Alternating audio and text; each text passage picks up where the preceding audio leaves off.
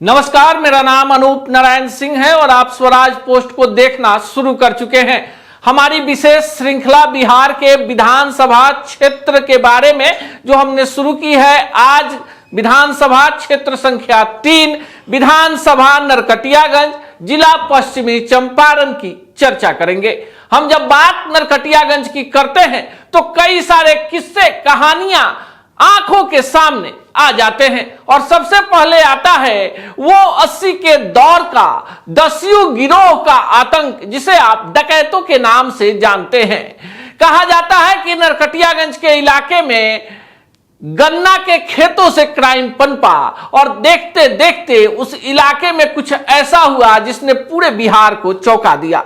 हम पूरी कहानी भी आपको बताएंगे, लेकिन आपको बताएं कि जो नरकटियागंज विधानसभा क्षेत्र है, यहां मतदाताओं की संख्या जो है वो लगभग 4 लाख के करीब है। वर्तमान में बीजेपी के संजय पांडे यहां से विधायक हैं। 2015 और 2020 में रश्मि वर्मा बीजेपी की यहां से विधायक चुनी गई थी। 2008 के परिसीमन में क्षेत्र का भूगोल थोड़ा सा बदल गया और 2010 में यहां से सतीश चंद्र दुबे विधायक बने, जो अभी राज्यसभा के सदस्य हैं और केंद्र में मंत्री हैं।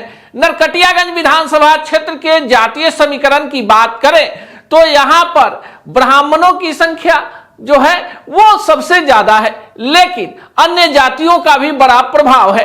नरकटियागंज के नाम से ही पता चलता है कि उस इलाके में एक विशेष प्रकार की झाड़ी होती है जिसे नरकट कहा जाता है और उसी से निकले नाम से इस इलाके का नामकरण नरकटियागंज किया गया। उसी नरकट से वेद की वस्तुएं बनती हैं और जो बांसुरी सुरताल छेड़ती है उसी नरकट से बनता है।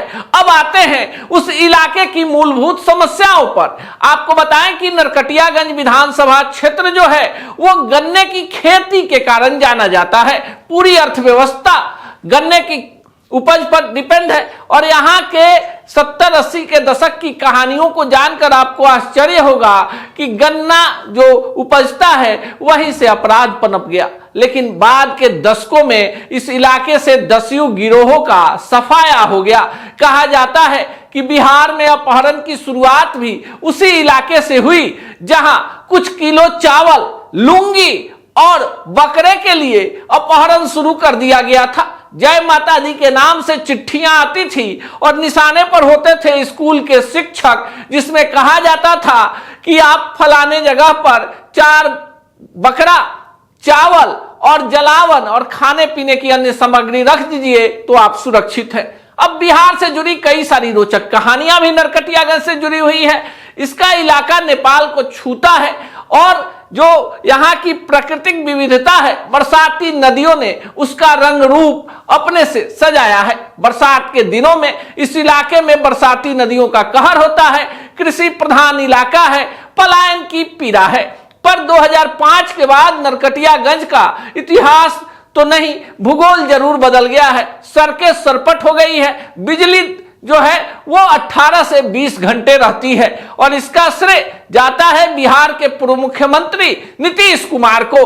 बिहार में जिस तरह से सरकार के द्वारा काम किया गया है उसकी भी चर्चा इसलिए जरूरी है कि आज अगर आप सरपट सड़कों पे चलते हैं, आपके घरों में बिजली जलती है, अगर आपके गांव के सरकारी विद्यालय में शिक्षक आते हैं, लोगों को 5 किलो अनाज मिलता है, सामाजिक सुरक्षा पेंशन योजना के तहत सभी जाति धर्म के लोगों को जो सीनियर सिटीजन है उन्हें 1100 रुपए का अनुदान सरकार की तरफ से मिलता है, तो इसका भी श्रेय बिहार की सरकार को जाना चाहिए।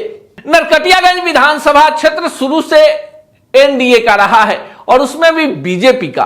देखिए, किसी भी दौर में इस क्षेत्र से बीजेपी नहीं हारी है और इस बार जो नए उम्मीदवार उतारे गए उन्होंने भी प्रचंड जीत अर्जित की। यहां से रश्मि वर्मा, सतीश चंद्र दुबे भी विधायक रहे हैं। नरकटियागंज जो इलाका है वहां के डेवलपमेंट को लेकर सरकार काफी संवेदनशील है और बिहार में कुछ ऐसे इलाके हैं जो एकदम सुदूर इलाके में है। पटना से दूरी लगभग 300 किलोमीटर की है और ऐसे में डेवलपमेंट यहां भी पहुंचा है पर रफ्तार कहीं कम है।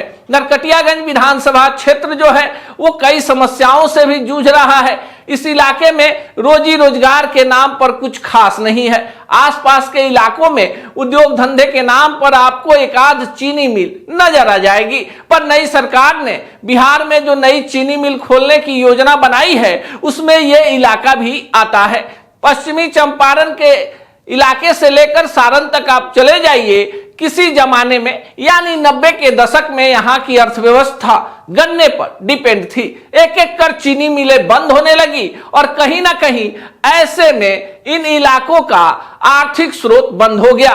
पर नरकटियागंज इलाके में कहीं ना कहीं चीनी मिल आज भी लोगों के आर्थिक स्रोत का मुख्य साधन है। नरकटियागंज विधानसभा क्षेत्र से जुड़ी कोई और रोचक रोमांचक जानकारी अगर आपके पास है तो आप कमेंट बॉक्स में शेयर कर सकते हैं। हमारी कोशिश है कि हम अपनी श्रृंखला के दूसरे पार्ट में तमाम विधायकों को भी आपके समक्ष लेकर आएंगे जो उन तमाम सवालों के जवाब देंगे जो आपके विधानसभा क्षेत्र से जुड़ा हुआ है।